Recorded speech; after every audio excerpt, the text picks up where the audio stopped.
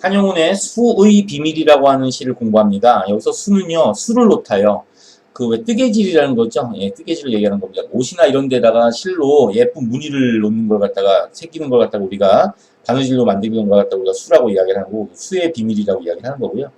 자, 먼저 이제 한용운이라는 작가에 대해서 공부를 하는데요. 일단 한용운 씨는, 임 또는 당신이 나옵니다. 임 또는 당신이 나오는데, 임 또는 당신이 가지고 있는 이 상징적 의미가 굉장히 중요합니다.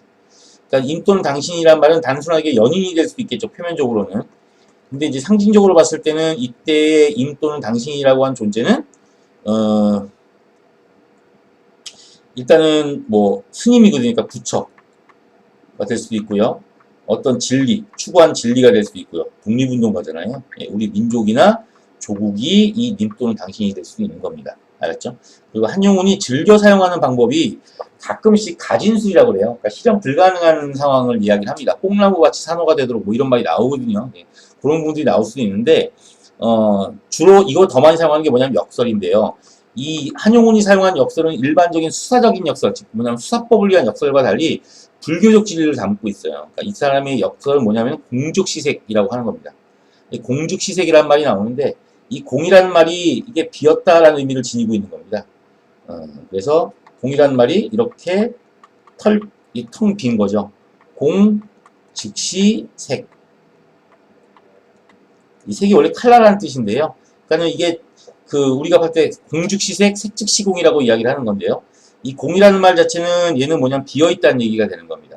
그러니까 nothing이라는 거, nothing.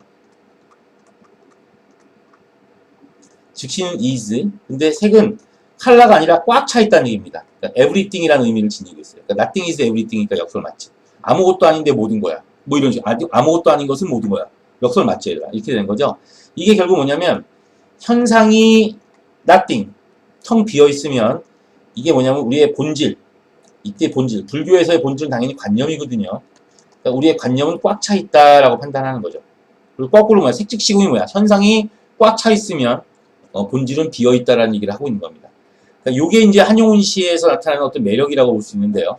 그러니까 한용운의 님의 침묵이라는 시를 보게 되면은 님은 같지만 난 님을 보내지 아니하였습니다라는 표현이 나오면 자, 결국 뭐야? 님은 같기 때문에 현상은 공, 비어 있는 거죠. 그러나 뭐냐면 나는 님을 보내지 아니하였다고 내가 생각하는 순간 님은 갔긴 갔는데 내 마음속에 가두어 버린 거야. 그러면서 자기의 관념적인 사랑을 유지할 수 있다고 보는 거죠. 이게 바로 이제 뭐냐면 한용운이 얘기하는 공즉시색의 역설이다. 이렇게 우리가 판단하시면 되겠습니다. 이 수의 비밀도 거기서 말리 떨어져 나가지는 않거든요. 그래서 이 수의 비밀을 볼 때는 뭐냐면 이게 님을 못 만나. 님을 못 만나는데 이게 우리가 봐야 될 게 먼저 찍고 넘어가야 될 게 뭐냐면 일단은 이 님이 가지고 있는 님도 마찬가지로 뭐가 되냐면 여기서는 님도 마찬가지로 역설적인 대상에 해당이 돼요. 그러니까 결국 뭐냐? 역설적으로 님은 이 현상보다는 관념입니다. 현상보다는 내 마음속에 있는, 그러니까 실제 저기 있는 예쁜 또 멋있는 님이 중요한 게 아니라 내 마음속에 있는 님에 대한 사랑이 더 중요합니다. 이 얘기를 하고 있는 거고요. 그 다음에 두 번째는 이 시의 의미로 봤을 때 우리가 어떤 부분들을 보냐면 이건 이제 역설입니다. 역설이고요. 자, 여기서는 결국 뭐냐면 님에 대한 님을 못 만나니까 님을 기다리잖아. 근데 그 님을 기다리는 마음조차도 님과 만나는 것과 동격인 거지. 예, 결국 뭐냐면 어차피 님은 안 올 가능성이 높거든요. 그러니까 결국 뭐냐면 님을 기다리는 행위가 나올 거 아니야? 이 님을 기다리는 행위에 결국 뭐냐면 어떤 목표, 이 행위가 목표라는 가치 부여를 하고 있다라는 게 이 시의 특징이에요. 그러니까 님은 안 올 테니까 나는 계속 님을 기다릴 거예요. 님 기다리는 게 더 행복해요. 안 왔으면 좋겠어요. 계속 기다리게. 뭐 이런 식으로 얘기를 해버리는 거지. 이해되겠어요? 오케이. 자, 그래서 이제 우리가 짠짠. 자, 작품 한번 볼까요? 필기할 건 많이 없어요. 일단은 이 수의 비밀이라는 시는요, 산문시에 해당이 됩니다. 산문시라고 하는 게 딱 하나가 있는데 얘가 행의 구분이 없습니다. 행의 구분이 존재하지 않는 것도 산문시에 해당이 되고요. 그 다음에 어떤 것도 산문시냐면 한 행이 아니요. 한 문장이 한 행인 경우에 한 행이 이퀄 한 문장과 일치하는 경우에도 이것도 우리는 산문시라고 이야기합니다. 알았죠? 난 당신의 옷을 다시 지어 놓았습니다. 심의도 짓고 도포도 짓고 자리옷도 지었습니다. 뭐 이런 말이 나오는데요. 이게 뭐냐면 심의, 도포, 자리옷 이런 것들이 나오는데요. 그럼 이미 결국 뭐냐면은 선비라는 걸 알 수 있는 거죠. 선비. 그 도포는 여러분들이 이미 알 거고요. 심의는 도포 비스무리한데 하얀색 옷에 이 소매나 소매나 아니면은 이 옷깃 같은데 까만색 테두리가 쳐져 있는 것을 아마 드라마에서 본 적이 있을 거야.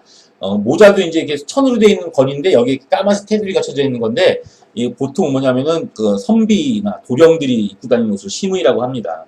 자리 옷인지 뭐 잠자리에서 입는 옷인지 뭔지 아무튼 뭐 이런 것들이 되든가 아니면 특정한 자리에서 입는 옷도 자리 옷이라는 개념으로 사용을 합니다. 아무튼 이걸 통해서 우리는 님이 선비라는 것을 알 수 있는 거죠. 그러니까 선비라는 것을 알 수 있기 때문에 결국은 뭐야, 님이 그만큼 뭐냐면 나름대로 스펙이 좀 있어요 라는 개념이 되겠지만 우리의 어떤 전통적인 민족성과도 관계에 있다는 사실을 우리가 유추적으로 해석할 수 있는 거죠.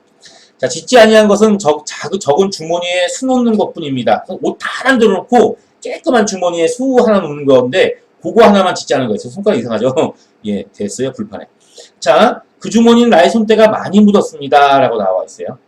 자, 짓다가 놓아두고 한 까닭입니다. 이렇게 나와 있죠. 결국은 내가 이 주머니를 짓지 아니한 건 결국 뭐냐면 짓다가 놓아두고 때문이야. 그럼 결국은 이게 작은 주머니에 술을 놓는 걸 미리 결론부터 얘기를 하면요. 이 주머니에 술을 놓는 것 맞습니까? 이게 바로 뭐냐면 이걸 기다림입니다. 그러면 결국은 짓다가 놓아두고 한 이거는 결국 뭐냐면은 내 기다림이 결국 뭐냐면 반복되고 지속되고 있다는 사실을 보여주고 있는 거죠. 이렇게 판단하시는 겁니다. 그리고 자, 다른 사람들은 나의 바늘 솜씨가 없는 줄 알지만은 그럴 리가. 이미 옷은 3벌이나 만들어 놓은 걸. 자, 그러한 비밀은 나밖에 아는 사람이 없습니다. 이때 말하는 그러한 비밀의 실체가 결국 짓다가 놓아주고 이거 같고 하지만은 또 어디 있냐면 여기 밑에 또 나와요. 그 밑에 있는 내용을 한번 보실 필요가 있죠.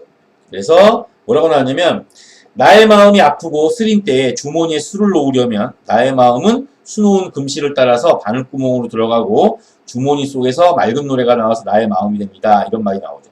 수놓는 행위를 통해서 내적 갈등이 해소가 되고 있습니다. 결국은 뭐냐, 내 비밀은 두 가지예요. 내가 아직 술을 못 넣는 행위는 조금 넣고 놔뒀다가 해서 아직까지도 옷을 다 완성을 못한 거야. 두 번째는 뭐가 되는 거냐면 내가 왜 이 짓을 하냐면 내가 술을 놓은 거는 내가 마음이 아프고 쓰릴 때만 술을 놔.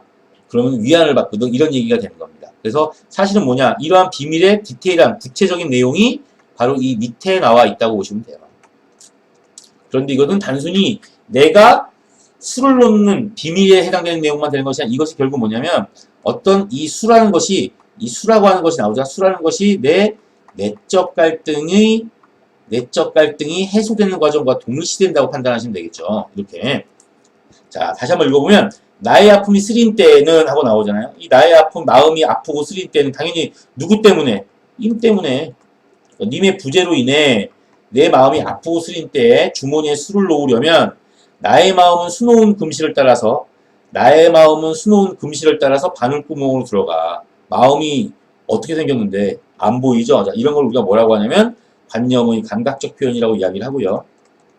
안 보이는 걸 보이도록 만드는 겁니다. 이렇게 주머니 속에서 맑은 노래가 나와서 나의 마음이 됩니다 라고 나와 있잖아요. 그렇죠? 예, 이렇게 돼버리는데 결국 뭐냐면 이게 여기에 딱 이렇게 주머니가 여기에 이렇게 있는데 여기에 결국 뭐냐면 내 아픈 마음이 마이너스한 마음이 실을 따라서 일로 샥 들어가면 여기서 뭐가 돼? 정화가 되는 거지. 깨끗해지는 거야. 그래서 탁 와가지고 여기서는 뭐냐면 맑은 노래가 나온다는 얘기야. 이렇게. 이상하네. 그죠? 예. 맑은 노래가 나온다. 그럼 결국은 이때의 주머니라고 하는 부분은 결국은 뭐냐면 나의 심적 정화라고 하는 거야. 부정적인 정서를 집어넣으면 긍정적인 정서로 깨끗하게 세탁이 돼서 나와요. 심적 정화란 말이 깨끗하게 만들어냄이라는 의미죠. 우리가 이거 카타르시스라는 표현을 쓰는데 이 카타르시스의 매개가 바로 주머니가 되는 겁니다. 이렇게 판단하시면 돼요. 그래서 나는 계속해서 뭐냐면 이 내적 갈등을 해소하기 위해서 님 때문에 생긴 내적 갈등을 해소할 뭔가가 필요해요. 그 해소 수단이 바로 뭐냐면 주머니에 술을 놓는 거예요. 뭐 이렇게 이해해 주시면 되는 거죠. 자, 그리고 아직 이 세상에는 그 주머니에 넣을 만한 무슨 보물이 없습니다. 넣을 만한 어떤 값진 것이 없습니다. 라고 하는 거죠. 왜냐면 나에겐 제일 보물스러운 게 님이야. 님이 존재하니까 그거 외에는 나한테는 소중한 게 없어요. 이 적은 주머니는 짓기 싫어서 짓지 못하는 것이 아니라 자, 드디어 나옵니다. 짓고 싶어서 다 짓지 않은 것입니다. 라고 나오죠. 역설입니다. 이게 바로 역설이죠. 결국 뭐냐? 짓고 싶어서 다 짓지 않는 것입니다. 라는 말이 나왔으니까 이게 결국 뭐냐면은 현상은 뭐야? 다 짓지 않는 것, 공이죠.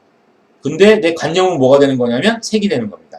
근데 역설이 사용되는데 이것은 우리가 어떻게 되는 거냐면 이거를 우리가 해석할 때 어떻게 해석하냐면요. 가장 일반인 해석은 결국 뭐냐면 여기다가 뭐 하고 싶어서 계속 짓고 싶어서 다 짓지 않은 것입니다. 이렇게 만들어내면 말이 돼요. 그래서 결국은 내가 이걸 완성시키지 않는 이유는 계속 지어서 내 내적 갈등을 해소하고 싶어서 완성시키지 않는 것입니다. 이렇게 해석해도 되고요. 그죠? 예. 또 다른 의미로는 뭐가 되는 거냐면 제대로 짓고 싶어서. 그러니까 님이 오시면 이 옷을 제대로 지은 수놓은 옷을 만들어주고 싶어서 내가 님에게 이 옷 일부러 안 짓고 찬찬히 정성들여 짓고 있는 겁니다. 라고 판단할 수 있는 거겠죠. 물론 여러분들이 이미 이 글의 주제와 관련시켜서 느꼈겠지만 이 글의 주제에 입각해서는 당연히 뭐가 답이에요? 얘가 답이에요. 그러니까 이건 아니건 선생님 뇌피셜, 2번은 뇌피셜, 1번이 일단 정설이라고 볼 수 있는 겁니다. 알았죠? 자, 여기까지 우리가 놓고 봤을 때 결국은 자, 다 짓지 않는다는 말은 일단 이유야. 계속 짓고 싶어 다 짓지 않는다는 말은 결국은 님에 대한 내 기다림은 당분간 끝없이 뭐야? 지속될 겁니다. 라고 하는 결론을 내주고 있는 것으로 이해를 합니다. 알았죠? 예. 수고하셨습니다.